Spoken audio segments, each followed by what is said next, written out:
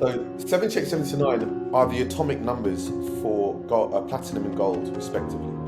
And our jewelry is only made of these two elements. There is nothing else. So we have produced a range of jewelry made of the purest platinum, 99.9% platinum, and 24 karat gold. We sort of stumbled on this concept of creating wearable bullion, right? This is, the opportunity to invest into a precious metal, but actually enjoy that investment rather than it being an invisible purchase that you would never really get to experience, right? Which is what stocks and shares normally are for people. You put money into something, sit back, maybe it goes up, maybe it goes down, maybe you can see a return. With this, you are buying metal as close to the price of the real price of gold or platinum as you possibly can. So, Hi guys, and welcome back to Unlearning Mind. Today I am super excited to introduce you all to Sach Kukadia, the CEO and co-founder of 7879. So hi Sach, how are you? very well. Lovely to see you. How are you? Lovely to see you too. I am good. I'm really excited we're finally doing this. I feel like we've been talking about it for so long and here we are. I know, and I'm grateful for you having me on, so thank you. It has been a while, so looking forward.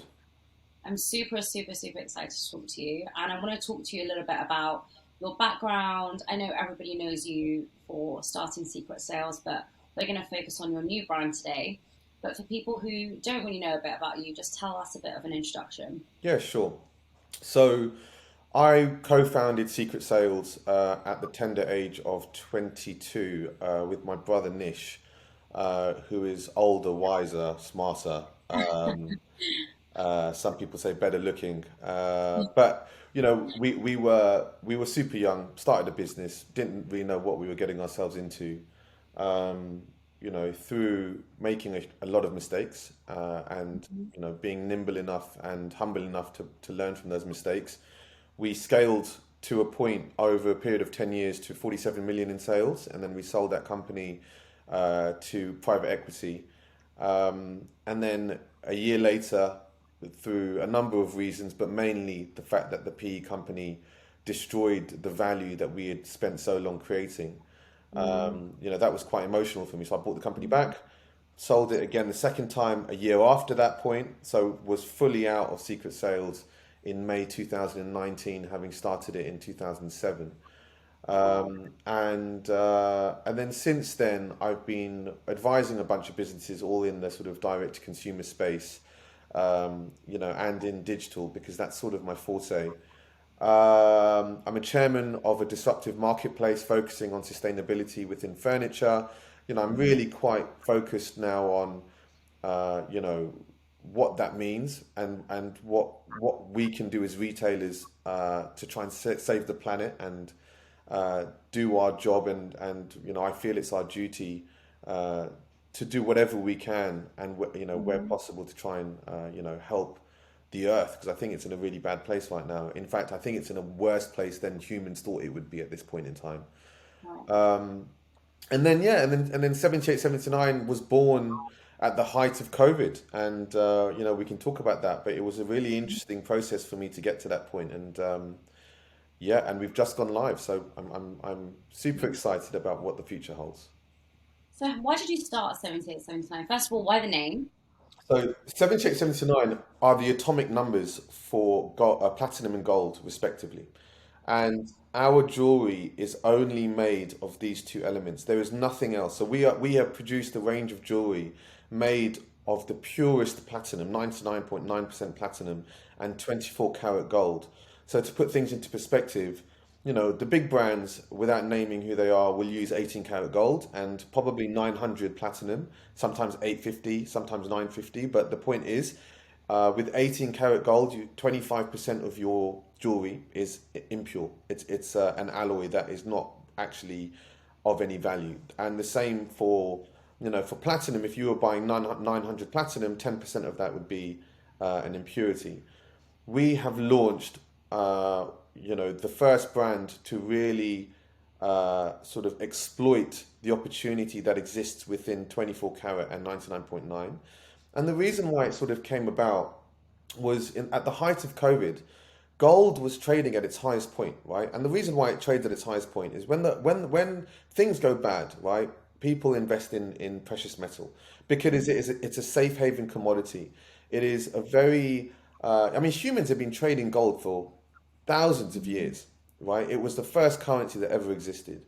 And what's happened during, Brexit destroyed, your or people's ability to yield on property, at least in the same way as they did prior.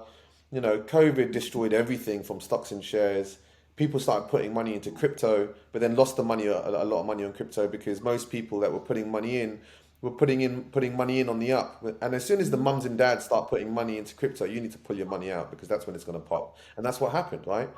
But yet, when you look at gold at the height of a global pandemic, it was trading at its highest point. And that sort of led me to think about what we could do, right, with gold and with other like precious metals. And we sort of stumbled on this concept of creating wearable bullion, right? This is, the opportunity to invest into a precious metal, but actually enjoy that investment rather than it being Yeah. an invisible purchase that you would never really get to experience, right? Which is what stocks and shares normally are for people. You put money into something, sit back, maybe it goes up, maybe it goes down, maybe you can see a return.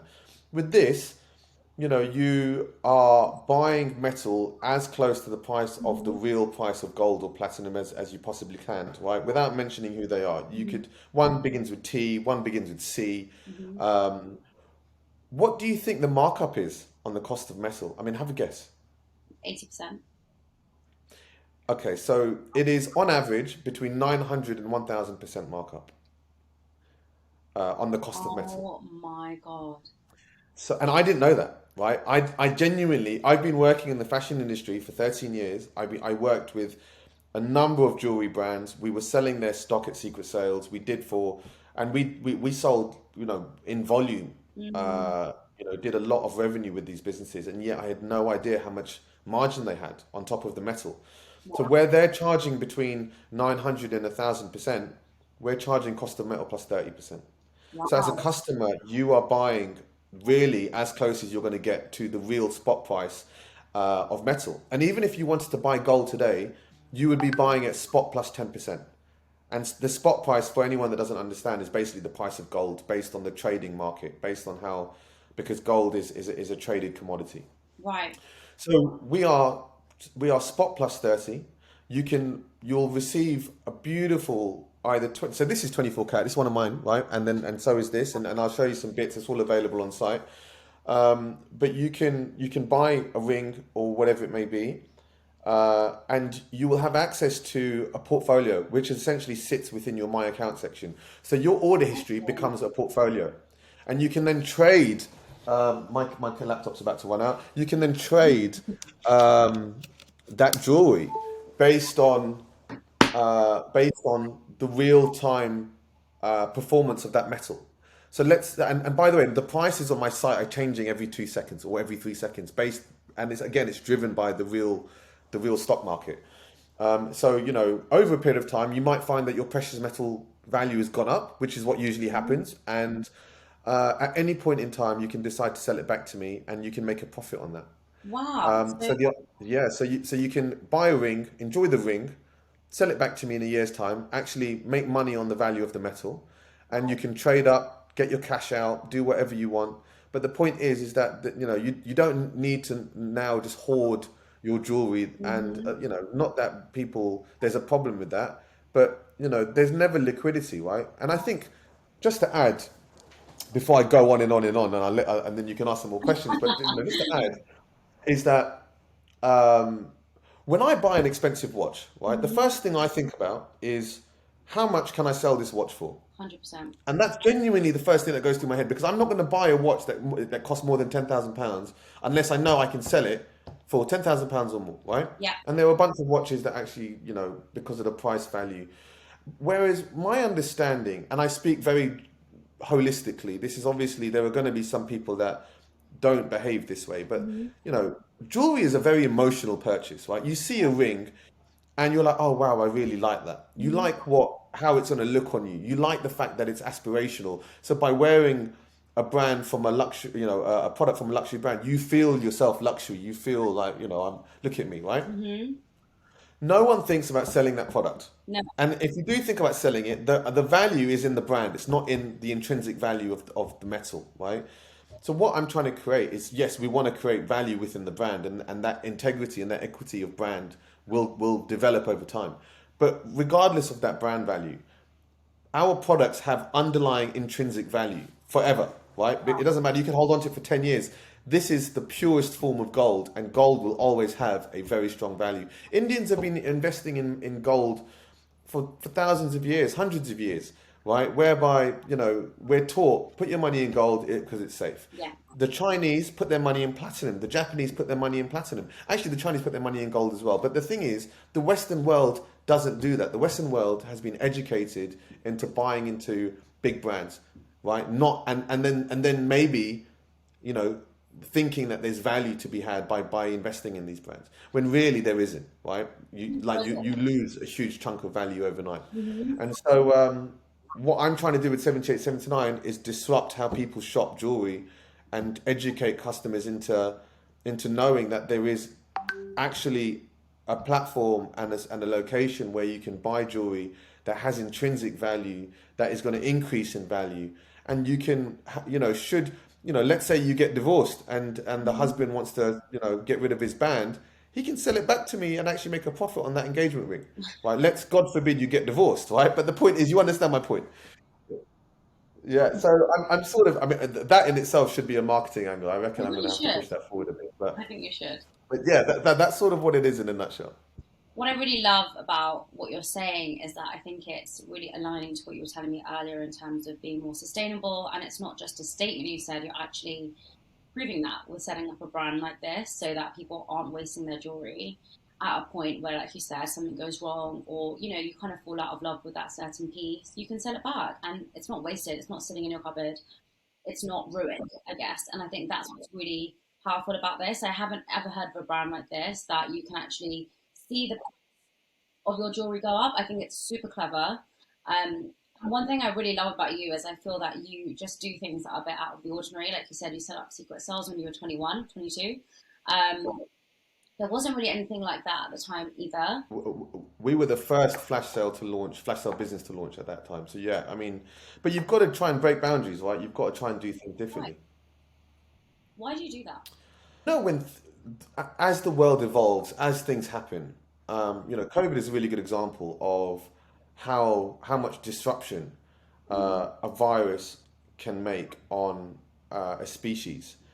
And with that comes disarray and a lot of unhappiness and upset, but also opportunity, right? And that's the thing that people don't really always see is because there's always so much darkness that Yes. exists around certain things, but there can be a lot of light. Now the stuff that's coming through, you know, or why do I try to do things differently is because I sort of feel as though we as a species are nowhere near uh, the point where we know and are doing everything, right? There are things that we haven't even thought about.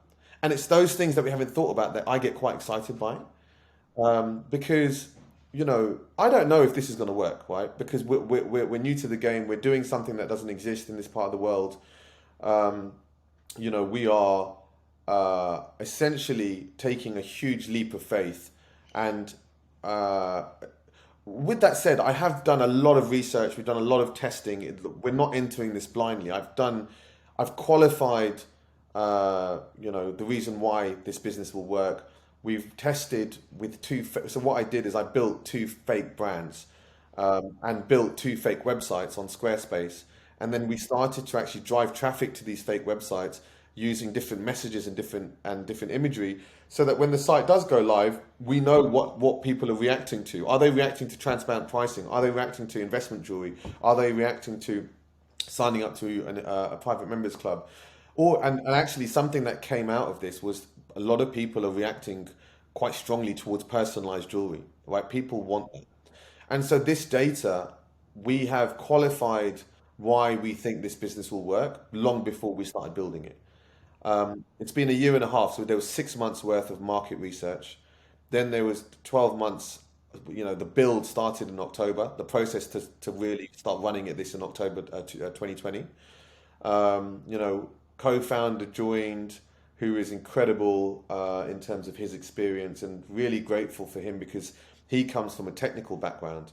And I mean, his name is Ben, and very different to my brother, right? Because my brother is also like a phenomenal experience working with my brother, but and what was great about him was his strengths were very different to my strengths, right?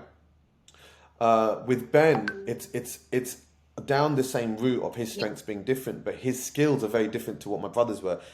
Being as technically capable as Ben is, it makes it very, Right. very easy for me to deliver a very well executed site, right? Because I know what we want, and he actually has a very high level of standards, very similar to mine. So um, it's just nice to work with someone who is like technically sound because I know what I know and I know how to run a business, but I definitely don't know how to code, right? And the stuff that he's been able to do Yes. has been I mean, you'll have to look at the site and tell me what you think because that's all him and the team, right? But very grateful to everyone that's involved in the business. We've got, we've been hiring. There's 3 full-time employees, going to be 4 in January. There's 2 consultants, 3 consultants, and we are, looking to scale, right? So next 3 months is prove the concept over Q4, and then next year Yeah. dial up, subject to how things perform. Mhm. And how do you focus on so many different things? So you've talked around, sticking to your lane in terms of your strengths and having a co-founder there that actually focuses on one thing and you focus on another. But you are focusing on different businesses at the moment and different things. Mm. And when running a business, there are just so many things to cover, especially in the beginning stages. How do you manage that? Well, I mean, what's really important with any business interest you may have, or anything that you decide to do, is, um, and one thing I learned through Secret Sales is surrounding yourself with people who are just really, really smart, right? Mhm. And provided that they believe in what the vision is for the company, it means that you don't have to do everything yourself. And I've got family members, without mentioning who they are, um, who are amazing business people, but are very bad at delegating, right? And the Right. problem with that is you can't build an empire on your own, right? And so you need to be able to recruit. You need to be able to find the support structure that allows you to be able to push the business forward. And most importantly, actually, you need to know your weaknesses because if you know your weaknesses, you know the areas to which you're not good at. You can bring someone in to support you in those areas, and then you'll be able to focus on the stuff that you are good at, and actually it Mhm. becomes less painful, right? And to be an entrepreneur, to be a CEO, to be anyone that runs a company, you don't need to be the jack of all trades. You just need to be someone who's good at sort of leveraging your support network and the people around you. And so the stuff that I'm doing, like for example, the stuff with Bambi and her music, Mhm. she drives that, right? It's her business, and she is responsible alongside with Shay and the other people involved in the business to do most of the work. I will have my say and give my input and occasionally write a check for something. But actually, I'm doing it for them rather than doing it for myself. And so for me, it's my duty, and I feel I'm at a stage in my life where I want to try and help people where I can. I Mhm. don't want to just focus on number one and do things because of me. I working from home and what the pandemic has done for me is it's changed my life in that I would commute to an office of some sort. I would have back-to-back meetings all day, and I would then come back and then I would in the day find some time to go to the gym. I'm now Right. working from home every day, right? I'm not commuting anywhere, and I'm enjoying the time that life has given me back. Now, it doesn't mean that I'm working less. Actually, I'm working more, right? I'm working probably 13 to 14 hour days. My laptop is open at 7 a.m. and it doesn't close until probably like past 10, 11 o'clock at night, right? And I'm eating and working and everything is on at the same time. But I'm just doing more. And I feel less pressurized as a result. I think the commuting for me was a bit of a challenge, and it wasn't a challenge. Sorry, I take that back. It was disruptive. It was disruptive, right? When I had to wake up, commute 45 minutes somewhere, and then let's say I left work at 7 p.m. and I took 45 minutes back home. That 45 minutes Yeah, back home, I'd get back home and I'd be like, oh God, I just don't want to work right now. I'm tired. yeah, Whereas because I'm not commuting, I'm just able to continue driving through till whatever time it is, and um, I feel good. Like we haven't, you know what? Like everyone's taken loads of holidays. I haven't had a holiday for over since March last year, and I have no desire to right now. I'm really excited about the businesses that we're involved in. I'm excited by 78, 79, particularly about what that might lead to, and you know I I don't feel burnt out. I feel good, and I feel excited about the future. And succeed or fail, it's less the point, Like, I feel strongly about this, and I think it will work. But if it doesn't, you know, the real skills in life tend to come from failures, right? So, right. But how do you have that kind of positive attitude of almost like if it doesn't work, it doesn't work? Because I think a lot of people, when they want to start a business, they're really excited at first. They do loads, and I want to touch on where you said you're not burnt out as well. They get burnt out, and then they just think like, I failed, and now I can't start again. They lose their confidence. How do you keep up that yeah. confidence? And you've already got that now by saying, if it fails, it fails. How do you get I that? mean, look, firstly, I don't think it's going to fail, right? But I feel really strongly about it. And we've done all of the market research and sort of diving into the data to know why it will work, why it should work. The reason why things might fail is because of execution, right? And there are certain things outside of your control that you just don't have a handle on, right? So, for example, things like COVID happening, things like Brexit happening, the amount of businesses that were destroyed as a result of these sort of macro influences. And the thing is, you can. I mean, we had a Brexit really messed with secret sales when I was in the final stages of selling that business, and I know firsthand the damage that it did, and I know firsthand um, the impact it had on me, right? And it made me a really horrible person. And I was not sleeping, and I was irritable and short fused. Certain things you can't control, right? Right. And having anxiety and taking on stress for the sake of taking on stress doesn't change the fact that things are the way they are.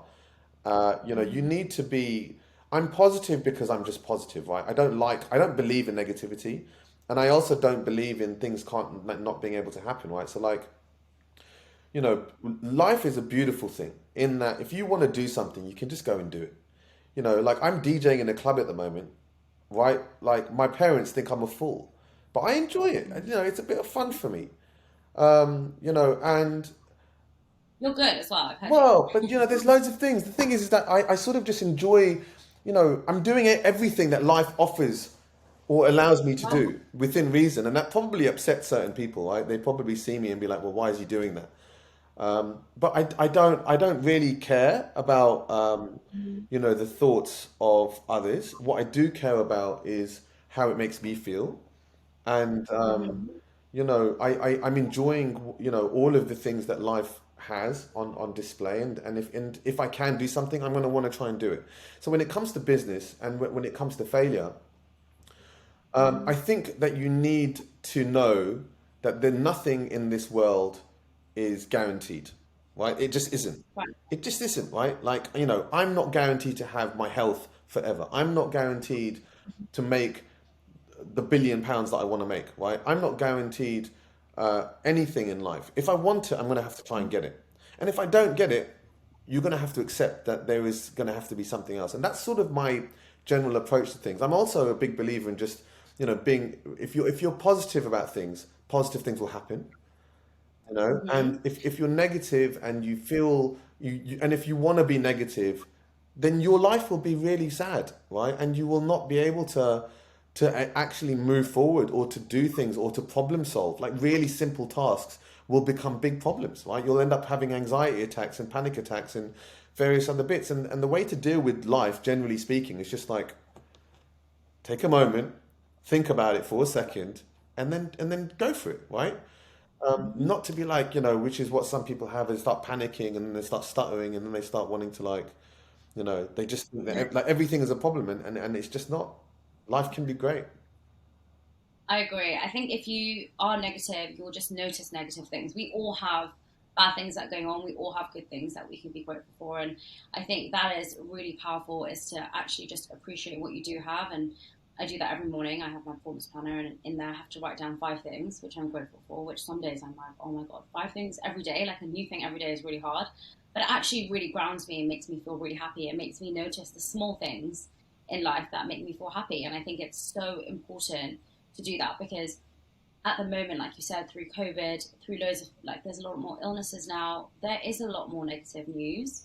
Even if you turn on the news, you turn on Instagram, there's something bad that's happening, and you can focus your energy on that, or you can focus it on within yourself. One thing that I've spoken about in some of the other sort of, I've done a bunch of podcasts and various, keynotes and stuff, and one thing that tends to always get touched on is this sort of this concept of manifestation, right? Which is, if you want something enough in life and you really think about what it is that you want and you dream about it and you write it down and you constantly think about it, it will happen. It just does. Like the universe, it has a very magical way of creating opportunities for people that want opportunities to exist, right? For bringing uh, you know those dreams to that person, provided that they want it enough. And that's why, I pray every night before I go to bed. In a similar way to you wake up every morning and you write down on a piece of paper the things that you want or that you're grateful Right. for. It's a very similar thing in that, when I pray, I am manifesting what I need to achieve in life and what I want to achieve. And I say a few things that I've been taught to say, but the fundamentals of that process is for me to really start like to think and to then fall asleep and to allow my subconscious. And I'm a big believer in the power of your subconscious and to letting that just do its work, Yeah. right? And by the way, this is not just about making money, Yeah. right? Like, I was praying to meet someone like Bambi long before I met her, Mm-hmm. right? And that's the type of thing um, that I genuinely think manifestation is good for. Is like anything that you want in life, whether it be, you know, to find a partner, to make money, to start a business, I mean, obviously you can manifest winning the lottery. That might not happen, right? It's a slightly different situation, but you should, maybe you could, right? But the point I'm trying to make is that there is power in using your subconscious, Yes. right? And visualizing what you want to achieve, Mm-hmm. and and just letting the world take its place, right? It will happen and it will work, and you will get what you want. You just need to be really, really positive, and the key is to never let yourself be negative about stuff. I mean, obviously people are, and I am, but like I'm very quick to remedy that. I love that you say that, because I know where you grow up, and it's I live in the same kind of area, and Okay. everyone is really negative about a lot of stuff. And when sometimes talk to you about the law of attraction, they're just like, oh, that's just such woo woo, or like, because I'm the same as you. Like, I don't know about you, but I can't meditate Mm. in silence. I meditate to prayer. And when I'm meditating, exactly like you, I'm manifesting, I'm thinking about things. And for me, it's really worked. I really feel like it does work when I'm really asking for true things. And I've kind of been doing it as a kid. Like when I would go to the temple when I was a child, I would ask for certain things, and I would always say, like, they come true. Like, they always come true whenever I ask for them, because they wouldn't be like, oh, I want a PlayStation, or I want a new lipstick, or whatever. It'd be really important things for me, whether that was a partner, or whether that was giving me the strength through a difficult time, or not even something like as trivial as taking someone away from you. There was a lot of things that I felt like I was manifesting, so Yeah. I'm a massive believer in that. I like the way that you've built up this resilience of not having to care about what other people think, because I think that is the Mm. biggest blocker when starting a business, is that you're so worried about what other people are going to think of you, and it almost stops you from believing in yourself, right? And for putting yourself up to do something which is scary and daunting. What are some of the habits, I guess, or practices, other than the law of attraction, gratitude, that you have every day that have helped you be so resilient? I don't know if there is anything specific that I do that helps me be more resilient. I tell you what. where it comes from is it comes from making a lot of mistakes, right? And I've made a lot of errors in life, not just with business, but in life that have been costly or expensive or painful. And you learn very quickly, right? When you're going through pain as a result of, a ramification of an action. Um, and you need to be, you need to make the mistakes to get better. Some people don't want to push Right. themselves into an area of vulnerable. I can't use the word. In case they're vulnerable, or in case they're in a position where they feel exposed almost. It's really important actually to do things that aren't comfortable, to do things that aren't in your comfort zone, and you know to allow yourself to make mistakes, but to acknowledge those mistakes and to learn from them is the only way that you can become resilient, Hmm. right? In my opinion, because you can't be resilient against failure, for example, if you don't know what failure feels like. Right? You need to know what it feels like for you to then get Right. better at not failing, or to get better at dealing with it. I don't know what like whatever the outcome, it's one of the two, right? Um, Yeah. and putting yourself out there, exposing yourself, doing things, there's never a good time to start a company. Like there just isn't. And there's always a million reasons as to why you shouldn't, right? Because the older you get, the more responsibilities you have, the higher your liability. Hmm. You've got mortgages to pay. You may have children to feed. You may have a partner that's relying on you. You might like the security that the big corporate companies offer you. And then the concept of starting your own Yeah. business and being your own boss is like, hey, I really want to do that. But what you don't realize is, crap, I've got to do 2 years of no salary.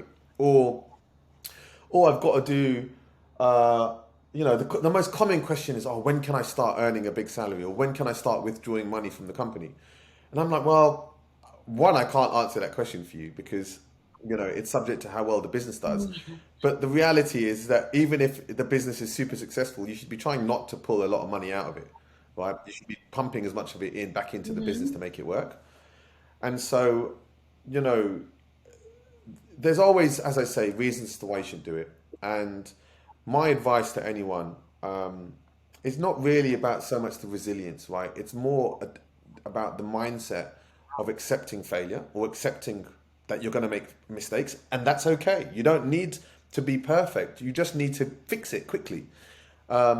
And then to find a way to evolve. And you've got to want to be a better human. You've got to want to accept that as a human, you don't know it all and that you want to learn. And provided that your mindset is such that you um, are open towards that, I think that the sky is the limit for anyone. Hmm. I don't think that you need to be the smartest person on earth. I just think that you need to be, uh, I just think you need to be positive and just go for it.